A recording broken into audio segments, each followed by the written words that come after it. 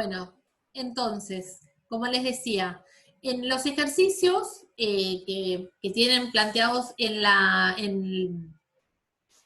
el libro, o los que se pueden tomar en un examen, van a tener algunos de estos tres casos donde o tienen que calcular la pérdida tramo a tramo, la pérdida, me refiero a la pérdida de carga, o calcular el caudal, o calcular el diámetro, o sea, dimensionar para el diámetro.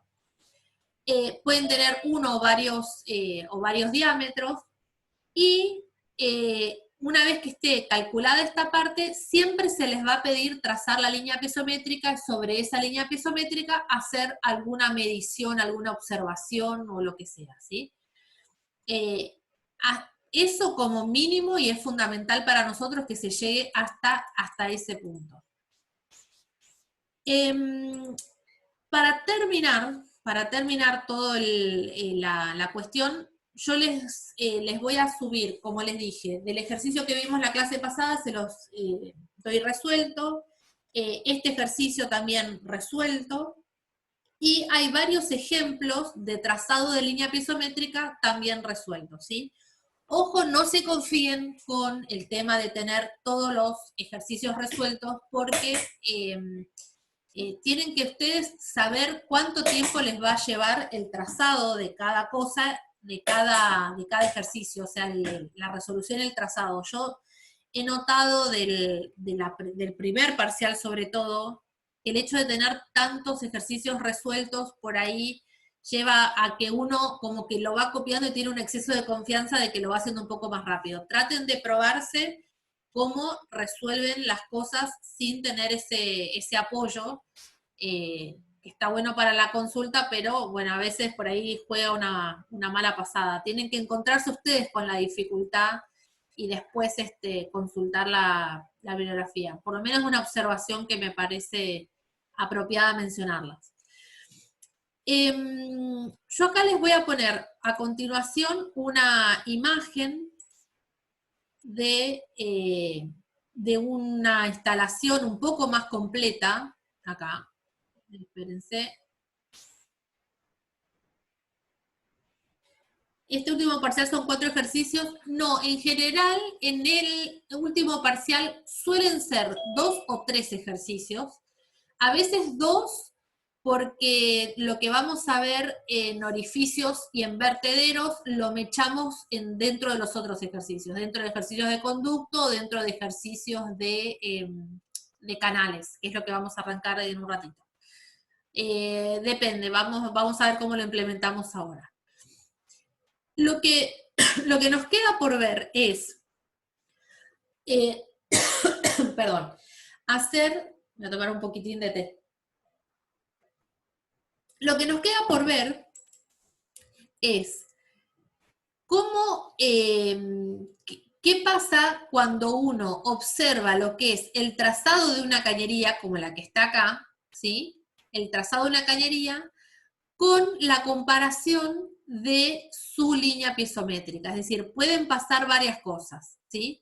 Acá están viendo una, como dice acá, no sé si se llega a leer, está medio chiquito, una toma y estación de bombeo, donde está la casa con la sala de bombas. Donde está la bomba, por supuesto, la línea pega un quiebre vertical importante, ¿sí? Porque le estoy aumentando esa potencia o esa altura piezométrica. Después va a seguir disminuyendo por la fricción en todo este recorrido, entonces le meto otra estación de bombeo, le vuelvo a aumentar la línea piezométrica, empieza a bajar de nuevo por todo el recorrido, empieza a bajar, empieza a bajar, empieza a bajar, para llegar de nuevo a este tanque cisterna que está justo antes de lo que es la red de distribución ¿cómo se llama? En una ciudad, por ejemplo.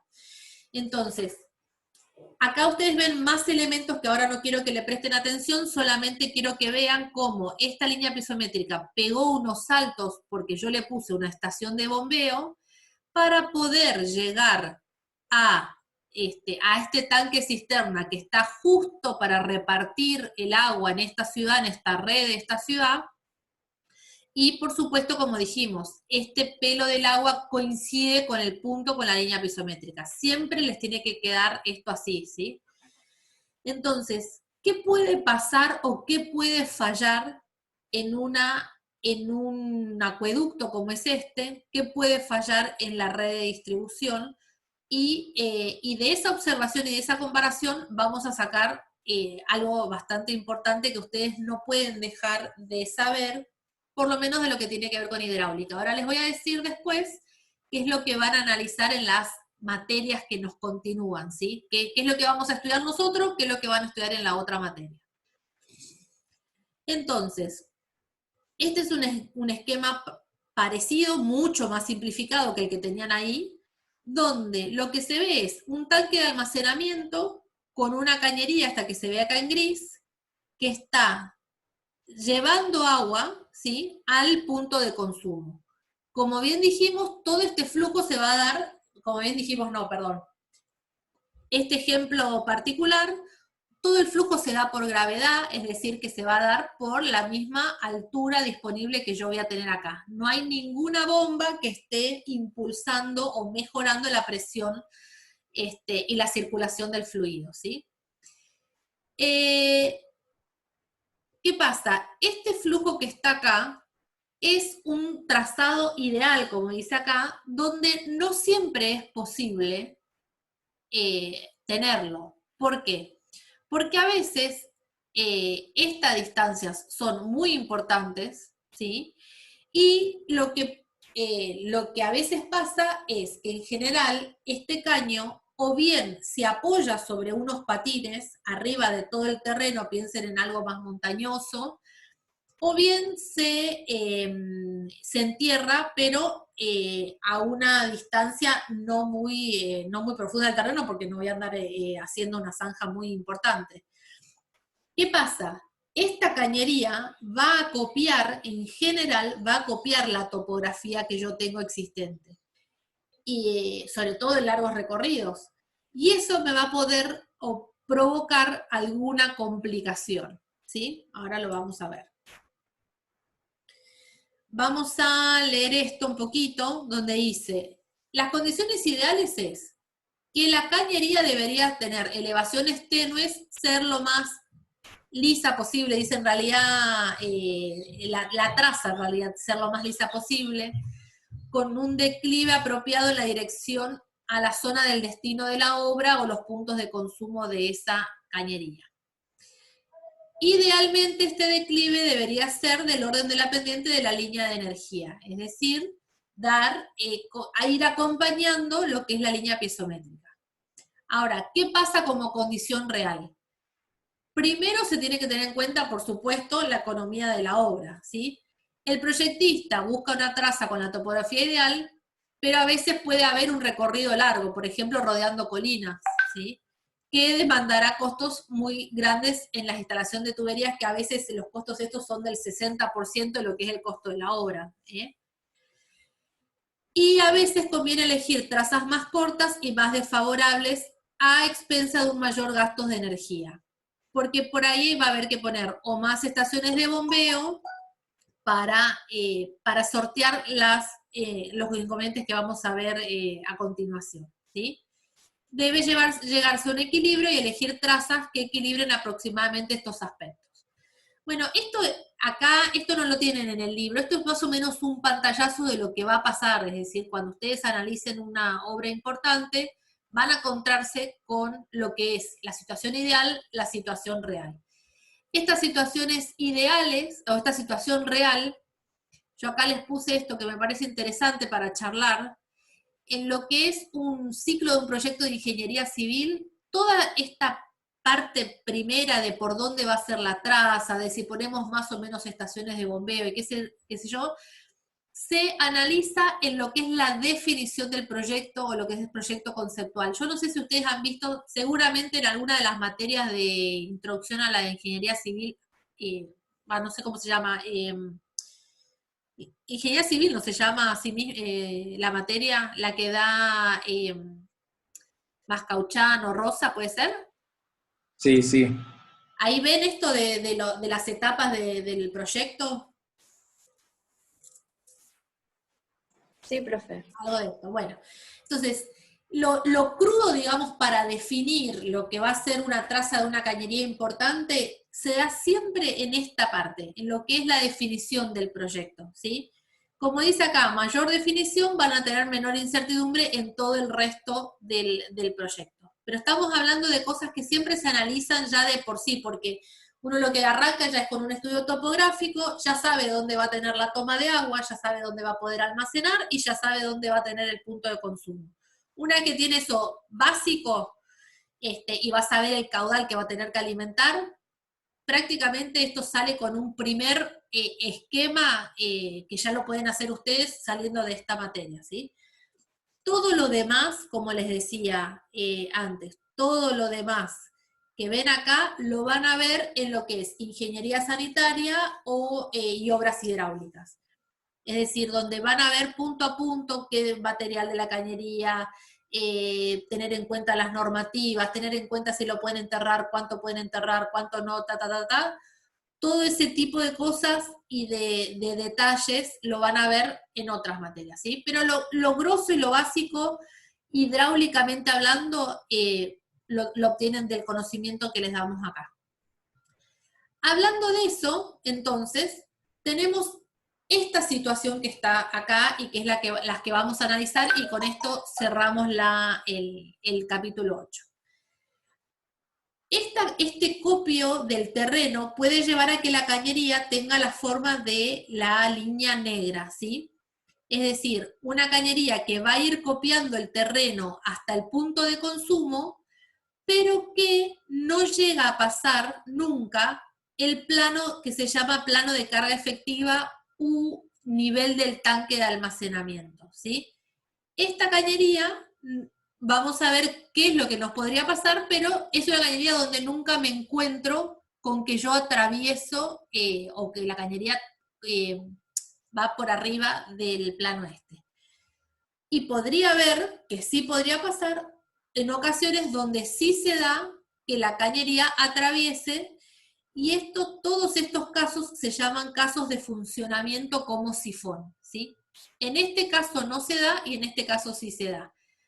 ¿Cuál es la diferencia básica que ustedes creen hidráulicamente mirándolo así nomás? Entre lo que es un sifón, una cañería funcionando como sifón, y una cañería que no funciona como sifón. Lo primero que se les viene a la mente.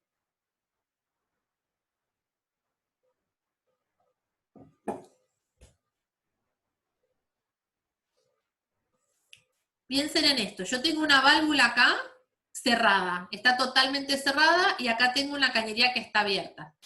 Cuando yo abra esta válvula, ¿sí? ¿Qué va a pasar con el agua que está acá? ¿Va a empezar a circular?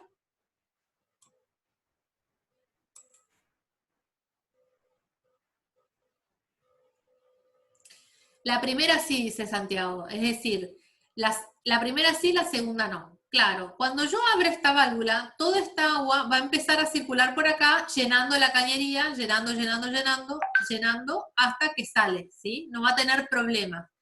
Siempre y cuando este llenado, por decir así, sea gentil, y siempre yo expulse tranquilamente todo el aire que está en la cañería. Sin embargo, la segunda, la que funciona como sifón, esta línea azul, no va a poder llenar acá. ¿Quiere decir eso que se va a producir siempre el escurrimiento en este y en este no? No, no quiere decir nada por ahora. ¿Por qué? En el caso de la línea azul, sí o sí, la cañería va a tener que estar cebada. Eso es lo que uno hace cuando se queda sin nafta y quiere sacar nafta de otro auto, ¿no? Y tiene que poner una manguerita que supera algo, o que supera el nivel. ¿Qué es lo que tiene que hacer con esta? ¿Cómo se llama ese procedimiento que uno hace para que la cañería se llene? ¿Saben o no? No, nunca sacaron nafta de otro auto. No, profe, la verdad que no. Bueno, a ver, pero le voy a poner... No sé, no, pero perdón si es una burrada, ¿no es succión o un vacío que se hace? Sí, succión o vacío. A ver, les hago una pregunta. ¿Nunca vaciaron una pecera? Nadie tiene una pecera que tuvieron que vaciar para lavarla y solo a mí No, me pasa. pecera no, pero las piletas sí, Bueno, cuando tenés y una pileta sobre el nivel de la tierra que le hace succión para vaciarla. exactamente, la succión para vaciar. Eso se llama cebar la cañería, ¿sí? Es un término que acostúmbrense a leerlo. Una cañería cebada es una cañería donde uno, desde el extremo este, pongámosle así, le hizo succión, succionó, succionó, succionó, porque lo que está tratando es como de arrastrar y de llenarla de líquido, y una vez que está toda llena de líquido y empieza a salir por acá, ¿qué pasa? ¿Circula o no circula el agua? Sí. Sí, en líneas generales sí. Bueno. Y aparentemente sobre la línea negra, sobre la cañería de traza negra, no tendríamos problema y siempre circularía el agua. Vamos a ver que esto no siempre es posible, sobre todo en este tipo de instalaciones tan comprometidas. Pareciera que fuera un análisis así tan sencillo, pero no siempre es posible y vamos a ver a qué le tenemos que prestar atención y ya con eso nada, hay que verlo. Pero para eso es que nos van a servir las líneas piezométricas, ¿sí? Entonces vamos primero a ocuparnos de este caso, el caso más sencillo, que pareciera que siempre tenemos la circulación de fluido asegurada, el flujo en el caso A, donde la línea no supera al plano este que le llamamos plano de carga efectiva o nivel de tanque. Fíjense, la cañería, acá tengo mi tanque, acá tengo mi eje de referencia, ¿sí? Y la cañería es la que está acá trazada en color gris, ¿sí? Entonces, si yo de cualquier punto y hago todo el análisis y trazo o quiero saber qué caudal, perdón, vamos a hacer así, vamos a saber qué caudal voy a poder descargar con mi caño entre A y B. Entonces, planteo la ecuación de la energía entre A y B. De toda la ecuación de la energía van a quedar los términos, la velocidad en A se va, la velocidad en B no se va, la presión en A y en B son 0. Entonces, de todo ese planteo me va a quedar este término que está planteado acá, ¿sí?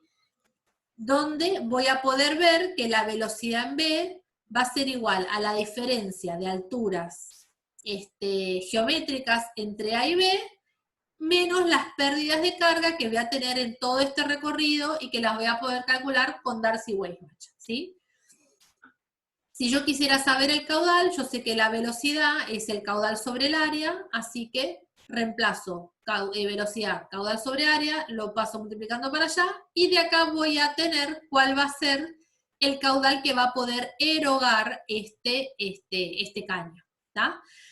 Ahora, una vez que tengo eso, trazo la línea piezométrica, que es la línea que tengo acá en punteado negro, que como bien dijimos, coincide con el pelo del agua en el punto A y coincide con el pelo la traza de la cañería en el punto B.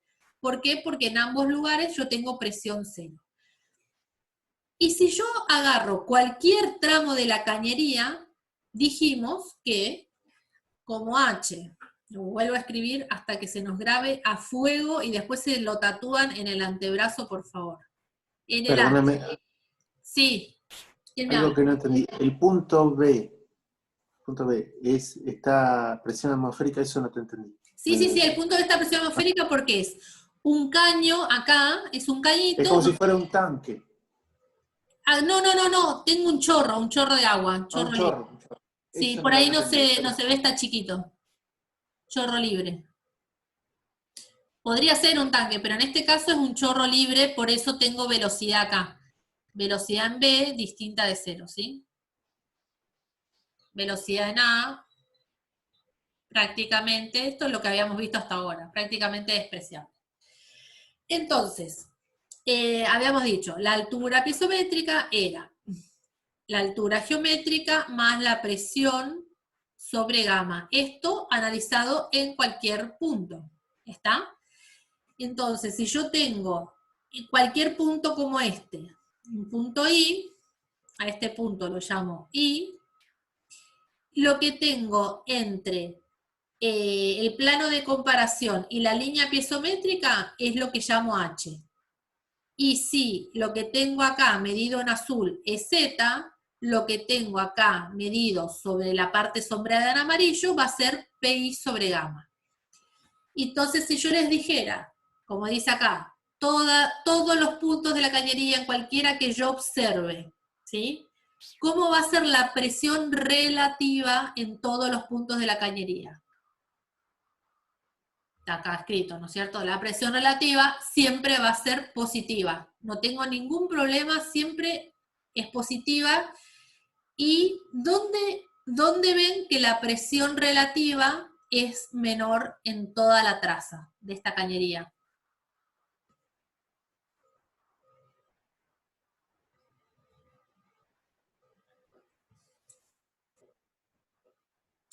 Cuando el Z es máximo. Exacto, buena respuesta. Donde el Z es máximo, o sea, en el punto más elevado, pareciera que es. Sin embargo, no siempre es ahí, sino, ¿por qué? Porque además de la Z, a mí me influye ¿qué? Me influye el tema de la pérdida por fricción. Entonces, la presión va a ser menor donde tengo esta cota como más, ¿se ve? Como más pegadita, la distancia mínima entre lo que es la cañería y la línea de presión relativa.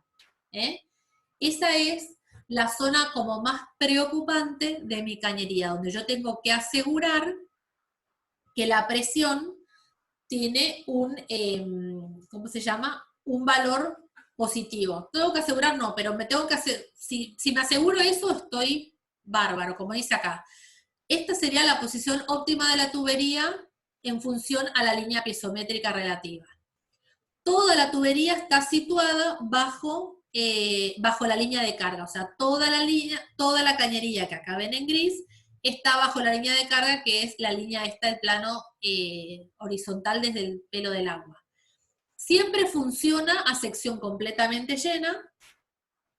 Lo único que se tiene que tener cuidado es que a veces, como yo les decía, ustedes piensen que tienen una válvula que está acá, que está cerrada, acá o en algún lugar.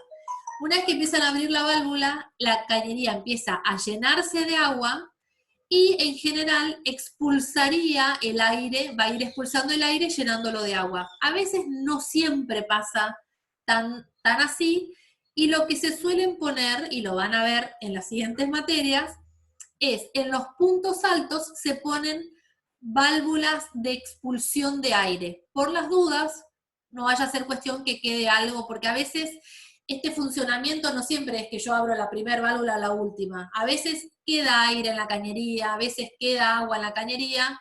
Entonces, lo mejor es poner una válvula de venteo en los puntos más altos. ¿Está?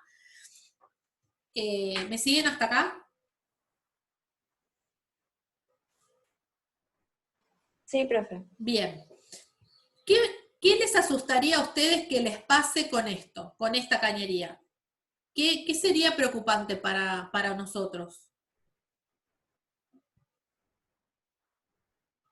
Viendo este gráfico acá.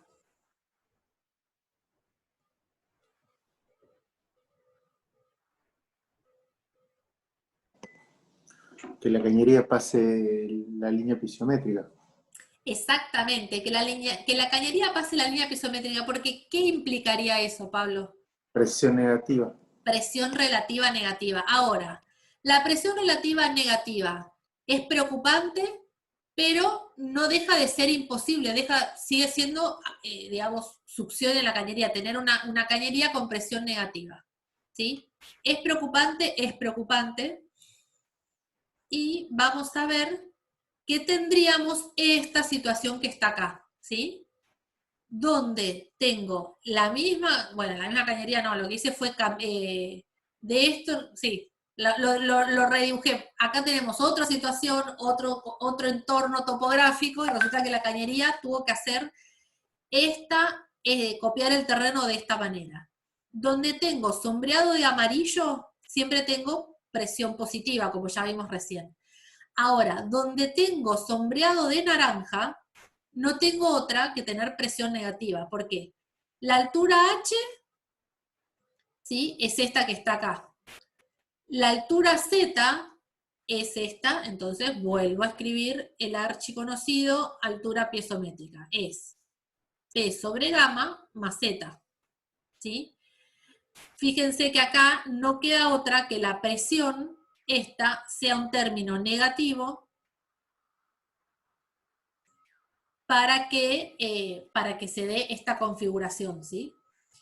Ahora, como dice acá, es ¿cuánto puede ser como negativo la presión relativa? Esto lo habíamos visto a principio de año. ¿Cuál es la mínima presión posible que yo puedo tener en el punto C?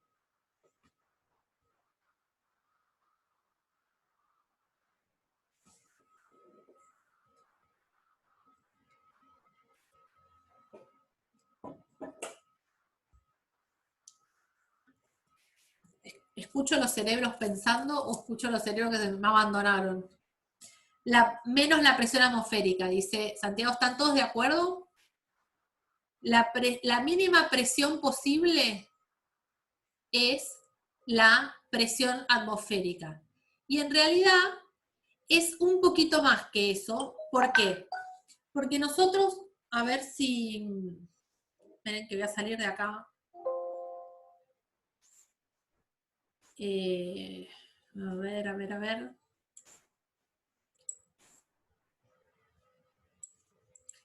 ¿Recuerdan cuando habíamos analizado lo que eran presiones? Yo quiero, por ahí voy lento con esto, pero si no lo entienden, después arrastran esta duda ad eternum. Nosotros habíamos dicho que si tomábamos un eje de referencias de presiones relativas, teníamos un punto A, ¿sí?, donde medíamos, por ejemplo, vamos a hacer así, una presión relativa que era esta, ¿sí? Y si tomamos como otro eje de referencia la presión absoluta de A era exactamente la presión relativa más la presión atmosférica. ¿Sí? ¿Me siguen hasta acá, no? Entonces, en un punto donde la presión relativa es menor a 0, podría ser un punto como este, un punto B, donde la presión relativa, ¿sí?, es menor a 0.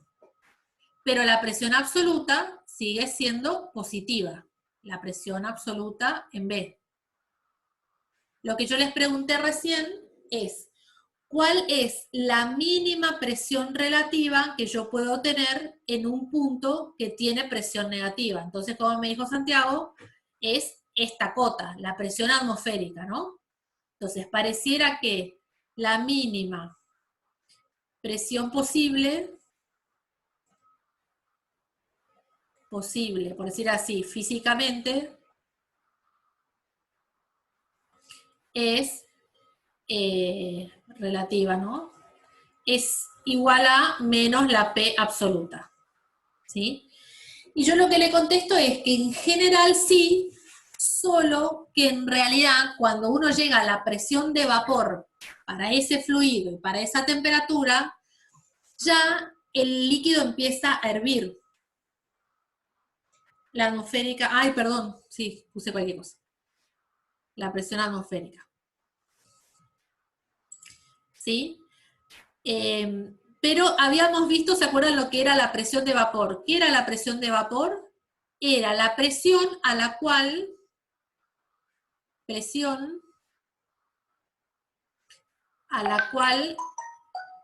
empieza a hervir,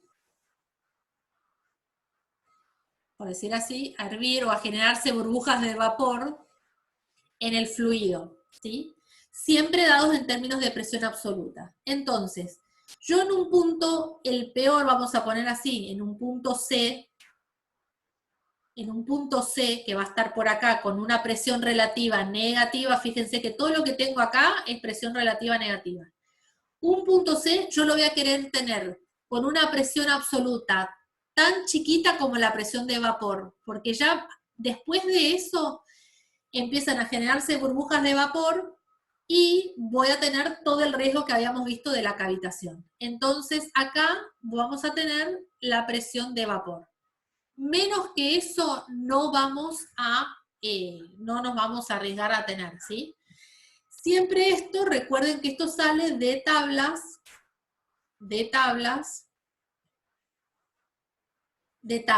para cada temperatura. Cada temperatura va a tener su presión de vapor y cada fluido, por supuesto, ¿no? ¿Estamos claros? ¿Recuerdan esto que habíamos hablado? Pues esto lo tienen que tener bien clarito para entender todo lo que viene acá. Díganme que sí, por favor.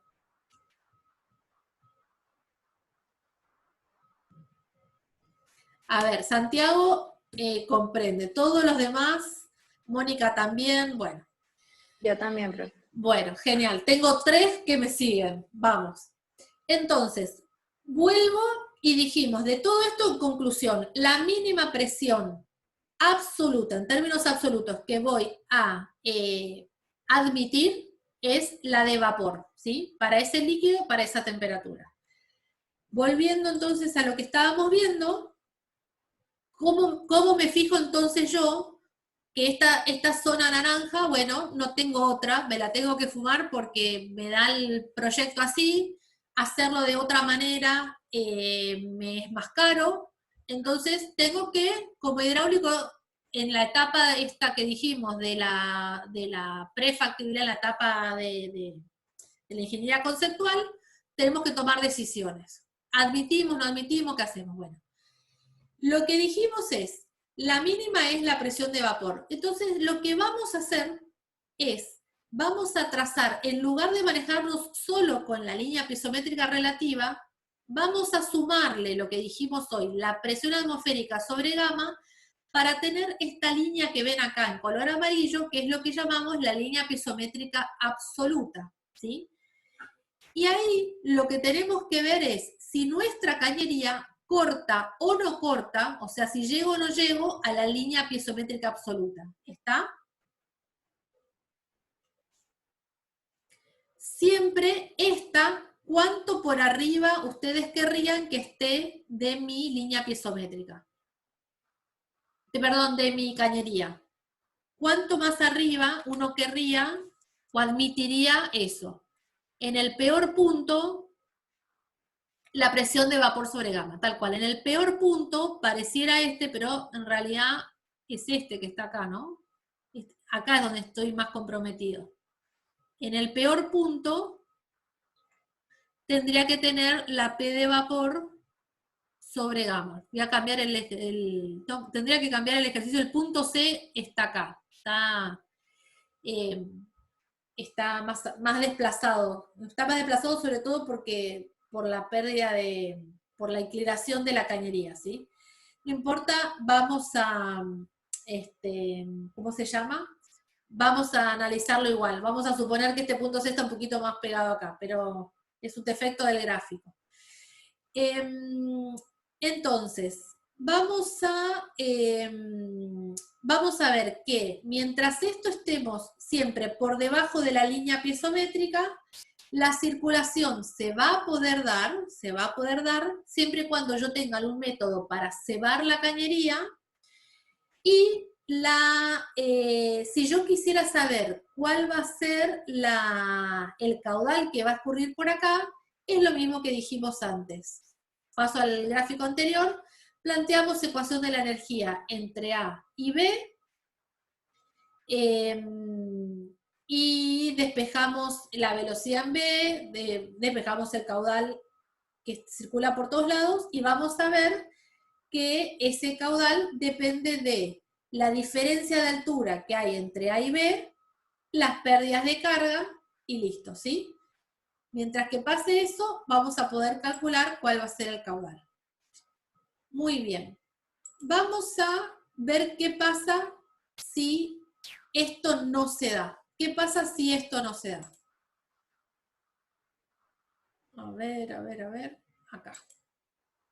Tenemos esta situación que les pongo acá, miren. Donde, a ver, voy a poner un poquito más grande ahí. Tenemos esta situación. Lo que hice fue correr la línea de la traza de la cañería, un poquito más así, con un lomo más a la derecha, donde tracé la línea piezométrica, donde tracé la línea de piezométrica absoluta y donde observo toda una zona donde aparentemente, ¿qué me pasa acá? Tendría presión absoluta negativa, ¿sí? Esto, como vimos recién en el gráfico que hicimos a mano alzada, no puedo tener una piezométrica absoluta negativa, ¿sí? ¿Por qué no puedo tener? Porque físicamente es imposible. Entonces, ¿qué es lo que estaría pasando? ¿Qué estaría fallando de todo este planteo? A ver.